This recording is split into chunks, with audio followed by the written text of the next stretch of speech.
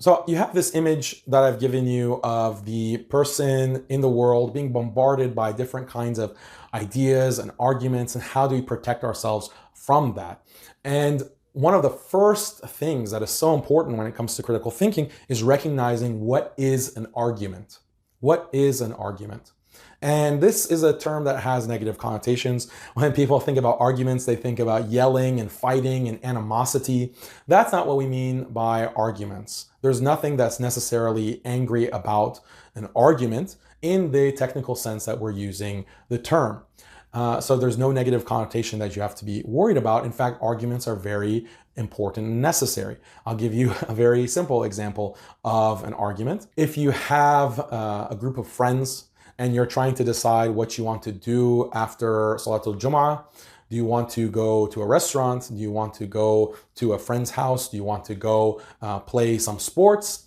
Everyone has their own opinion. And then one person says, well, we should actually go to play sports. It's going to help us be more healthy. It's going to build our brotherhood. And he'll give reasons for his preference. And then the other friend says, well, this restaurant is owned by a Muslim. We should go support his business. And also it will increase our brotherhood.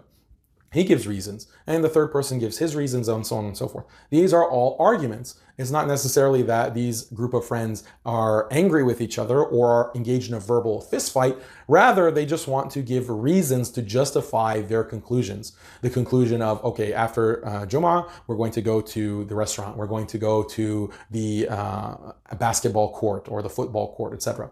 So this is something that is a simple example of an argument.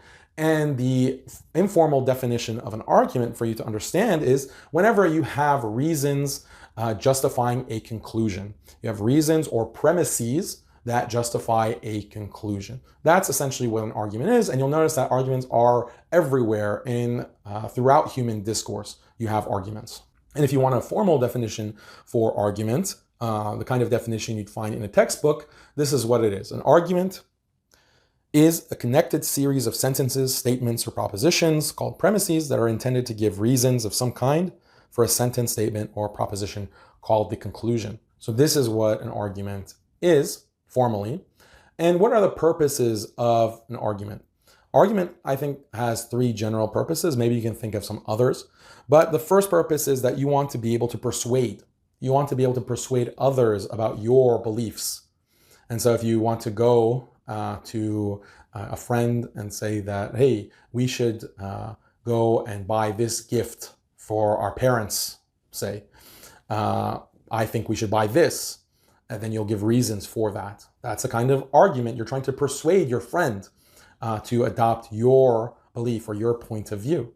That's one of the purposes of an argument. Another purpose of argumentation is to defend and prevent bad ideas from being spread. So in a sense, you want to dissuade people from adopting certain bad ideas. That's another kind of purpose for argumentation.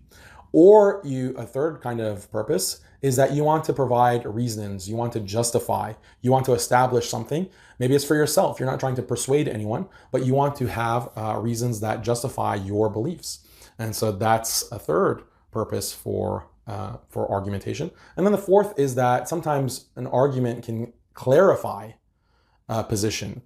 Arguments can clarify and organize ideas so that you're crystal clear on what is the right view because you've justified it and you've provided reasons and reasoning for the beliefs and the conclusions that you have. These are all purposes of arguments. And just to give you more of a sense of what arguments are, you have arguments in all kinds of contexts. In the Islamic context, you have da'wah. There's so many arguments that you can find. Convincing others that Islam is true. That is a type of argumentation. What are the reasons that you're going to provide for the conclusion that Islam is true? Or the conclusion that the Quran is from Allah, or that Muhammad sallallahu alaihi wasallam is a true prophet. These are all arguments that you give by providing reasons when you're doing da'wah and calling people to Islam. You have a lot of argumentation on politics. For example, the question, well, what political strategy should Muslims pursue? Should we pursue a strategy of engagement? Should we pursue a strategy of isolation? Should we pursue a strategy of a mix of both? These are kinds of questions that can be resolved through argumentation. You provide reasons that will justify a particular conclusion. You have a lot of argumentation in the community context. So many decisions on the communal level need to be made on a reasoned basis. And unfortunately, in some masajid or some communities, there is no rational basis. There is no reasoning or critical thinking going into the decision making. And unfortunately, that results in bad decisions being made in those communities. In the family context, a lot of decisions have to be made, a lot of conclusions have to be reached. Are you thinking critically? For example, should I marry person A or person B? What reasons do I have for each decision? Are you thinking in a very organized, coherent, clear way? Are your decisions justified, or are your decisions based on pure emotion and pure sentimentality?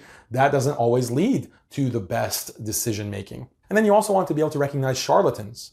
You want to be able to recognize charlatans, people who have eloquent speech. They're able to speak very beautifully. And this can be dangerous because if it's someone who has bad intentions, someone who's evil and calling to falsehood, if they're able to convince people with pure eloquence and beautiful speech, that's dangerous. You have to be able to recognize, no, this person has eloquent speech, but their ideas are wrong. They're calling to falsehood. They are not what they appear to be. And if you don't have the ability to think critically and you don't understand arguments, you don't understand reasoning, then you're much more liable to fall for this kind of eloquence from a charlatan. And even the Prophet ﷺ has said in a Sahih Hadith, "Inna min al-bayani la sihra." Indeed, in eloquent speech is something like magic.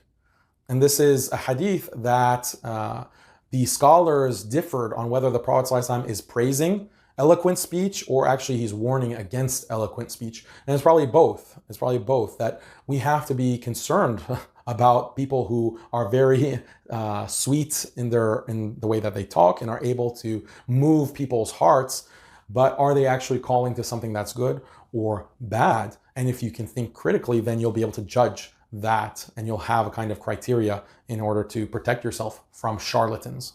And then finally, in marriage itself, there's a lot of arguments that happen in marriage, some of them more or less heated. As an example, my wife might say, well, Daniel, I think that today you should cook dinner, not me. And then I'll say, well, I don't think that that's the best path for us. I think that tonight you should cook dinner. And this is the reason why. Reason A, reason B, you're a better cook. And, I'm not feeling well, or whatever excuse or reason that I want to give. And then she'll provide her counter argument. This is argumentation, is critical thinking, is very important in even a context domestically like that.